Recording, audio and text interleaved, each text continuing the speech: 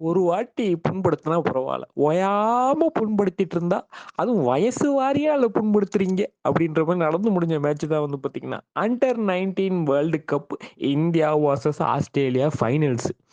இந்த ஃபைனல்ஸ்ன்னு வந்தாலே அதுக்கு முன்னாடி போடுறவைங்க மீம் எல்லாம் பார்க்கும்போது இப்ப நெனச்சா காண்டா வருது. இந்தியா வேர்ல்ட் கப் அடிச்சிருக்கு அண்டர் 19 2018ல அடிச்சிருக்கு, 2020ல அடிச்சிருக்கு, 2022ல அடிச்சிருக்கு. அடுத்தது என்ன 2024 தானே அப்படின்ற மாரி ஒரு மீம் போட்டு சந்தோஷமா பார்க்க வச்சாய்ங்க. டாஸ வின் பண்ண ஆஸ்திரேலியா வந்து பார்த்தீங்கன்னா, நாங்க பேட்டிங்க செலக்ட் பண்றோம் அப்படின்ற மாரி போயிட்டாங்க. என்னங்க டாஸ் வின்னிங் சினாரியோ அதே மாரி இருக்கு. ஆனா பேட்டிங் மட்டும் செலக்ட் பண்றாங்க. சரி பார்ப்போம் அப்படின்ற மாரி போகும்போது, ஹாரி டிக்சனும், சாமும் ஓப்பனிங் இறங்குனாங்க ஆஸ்திரேலியாக்காக. ஓப்பனிங்கே நமக்கு தான் வந்து பார்த்தீங்கன்னா, பயங்கரமா இருந்தது. 16 ரன்லயே விக்கெட் எடுத்துட்டாங்க. சாம வந்து பார்த்தீங்கன்னா, 1 ரன் கூட எடுக்க முடியாம ராஜ் லிம்பாங்கி வந்து பார்த்தீங்கன்னா, விக்கெட் எடுத்துட்டாரு. அத தொடர்ந்து கேப்டன் வந்தாரு. கேப்டன் நல்லா ஆடுவாரா அப்படின்னு பார்க்கும்போது, வெக் பிகின் நாங்க ஏங்க கேப்டனா இருந்து நான் ஆடாம இருப்பேனா அப்படின்ற மாரி வந்து பார்த்தீங்கன்னா, 66 பாலுக்கு 48 ரன். அந்த பக்கம் ஓப்பனிங் ஆடுன ஹாரியும் 42 ரன். அவர் 2 பேர் விக்கெட்டும் போக, நமன் தவாரி 2 பேர் விக்கெட்டையும் எடுக்கிறாப்படி. அப்படியே போயிட்டு இருக்கும்போது, வரவங்கலாம் 40, 50 அடிச்சா தான் ஸ்கோர் வந்துருமே அப்படின்ற மாரி வந்து பார்த்தீங்கன்னா, ஹர்ஜாஸ் சிங் வந்து பார்த்தீங்கன்னா, என்ன நம்ம ஊர்க்கார பையமா இருக்காருன்னா, அதெல்லாம் நினைக்காதீங்க. ஆஸ்திரேலியாவுக்கு தான் அவர் ஆடுறாரு. 55 ரன் அடிக்கிறாப்படி 64 பாலுக்கு.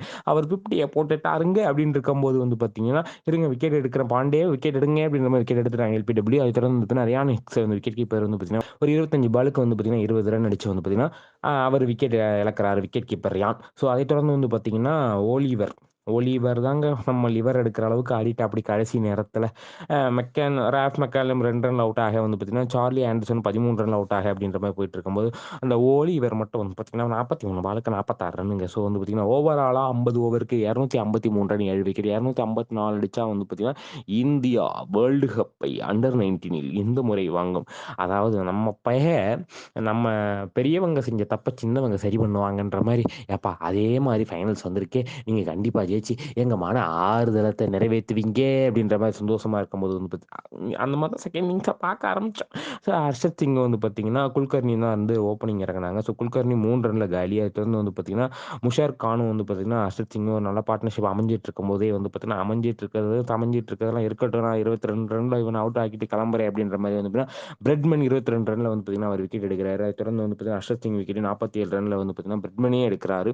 அத தொடர்ந்து வந்து பார்த்தீங்கன்னா, இந்த 2 பேருக்காக தான் வெயிட் பண்ணிட்டு இருந்தேன். வாங்க அப்படின்ற மாரி உதய் உதய் நம்ம கேப்டன் அடிச்சாப்டில்ல செமிஃபைனல்ஸ்ல அவரும் சச்சின் தாஸும் அடிச்சாங்கல்ல. 2 பேரும் தான் ஆடப்போறாங்க அப்படின்னு பார்க்கும்போது 2 பேருமே வந்து பார்த்தீங்கன்னா, ஆளுக்கு நான் 8 ரன்னு அடிப்பேன், நீ 9 ரன்னு அடி அப்படின்ற மாரி 8 ரன்னுக்கும் 9 ரன்னுக்கும் அவுட் ஆயிட்டு வந்து பார்த்தீங்கன்னா போயிட்டாங்க. இதுக்கப்புறம் என்னத்த எனக்கு தெரிஞ்ச 2 பேருமே இப்படி அவுட் ஆயிட்டாங்களே அப்படின்ற மாரி இருக்கும்போது வந்து பார்த்தீங்கன்னா, பிரயாஷ் மொயால் நானும் உங்களுக்கு தெரியாதவன் தானே, நானும் 9 ரன்னுக்கு அவுட் ஆறேன் பாருங்களேன் அப்படின்ற மாரி வந்து பார்த்தீங்கன்னா, அவரும் 9 ரன்னுக்கு போறாரு. அவினாஷும் வந்து பார்த்தீங்கன்னா டக் அவுட். அதைத் தொடர்ந்து நம்ம ஊரு பையன் தாங்க. முருகன் அபிஷேக். "ஏப்பா நீ தான்ப்பா எங்களுக்கு ஹோப் குடுத்துட்டு இருக்க. நல்ல வேளைக்கு நீ ஹோப் குடுக்குறியா? நல்லா ஆடி கொண்டு வந்து நீ மட்டும் இந்த வேர்ல்டு கப்ப வாங்கி குடுத்துரு. இந்திய டீம்ல வந்து பார்த்தீங்கன்னா, அடுத்த தமிழன்டா" அப்படின்ற மாரி வந்து பார்த்தீங்கன்னா, பாதி பேர் ஸ்டேட்டஸ் வைப்பாய்ங்கயா அப்படின்னு இருக்கும்போது வந்து 46 பாலுக்கு 42 ரன் ரீசனபிளா ஆடிட்டு இருக்கும்போது வந்து பார்த்தீங்கன்னா, பார்ட்னர்ஷிப் அவருக்கு சரியா அமையலன்னே சொல்லிக்கலாம். அதைத் தொடர்ந்து ராஜ் லிம்மானி வந்தாரு. இப்படி பவுலிங் தான் ஜொலிச்சாரு. பேட்டிங்லயுமே நான் ஜொலிக்க முடியுமா? சும்மா என்னையே எதிர்பார்க்காதீங்க அப்படின்னு டக் அவுட்ல போயிட்டாப்படி. அதைத் தொடர்ந்து வந்து பார்த்தீங்கன்னா, பாண்டே 2 ரன்ல காலி. திவாரி 14 ரன்ல காலி. அதைத் தொடர்ந்து முருகன், அபிஷேக் அவர்களும் 42 ரன்ல காலி. ஸோ ஓவராலா 79 ரன் வித்தியாசத்தில Australia won the world cup. Hmm என்னத்த பண்ண? வாழ்த்துக்கள் ஆஸ்திரேலியா டீம் வாழ்த்துக்கள். இருந்தாலும் நீங்க ஏன்டா இப்படி பண்றீங்க? அப்படின்ற மாரி பிளேயர் ஆஃப் த மேட்சா பிராட்மனியும், பிளேயர் ஆஃப் த சீரிஸா வந்து பார்த்தீங்கன்னா, மகாபி சவுத் ஆப்பிரிக்காவை சேர்ந்தவரையும் குடுத்து வந்து பார்த்தீங்கன்னா, அனுப்பிச்சு விட்டாங்க. இத பத்தி நீங்க என்ன நினைக்கிறீங்கன்ற கமெண்ட் செக்ஷன்ல சொல்லுங்க. இந்த வீடியோ உங்களுக்கு பிடிச்சா லைக் பண்ணி ஷேர் பண்ணுங்க. மறக்காம நம்மள சப்ஸ்கிரைப் பண்ணுங்க. நன்றி, வணக்கம்.